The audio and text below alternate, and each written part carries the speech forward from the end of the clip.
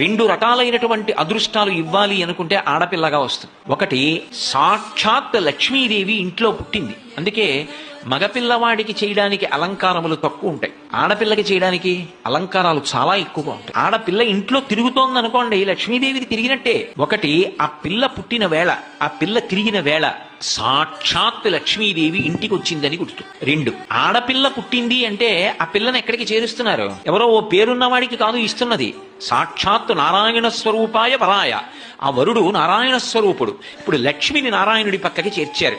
ఆ చేర్చిన కారణం చేత ఏమైంది? 10 తరాలు తర్వాత వచ్చేవి, 10 తరాలు నా ముందున్నవి, నేను ఒక తరం, 21 తరాలు ఉద్ధరింపబడ్డారు, ఉన్నత లోకాలకి వెళ్ళారు. ఏది మగపిల్లవాడి విషయంలో చూపించండి అలా ప్రమాణం. అలా చేయగలడా?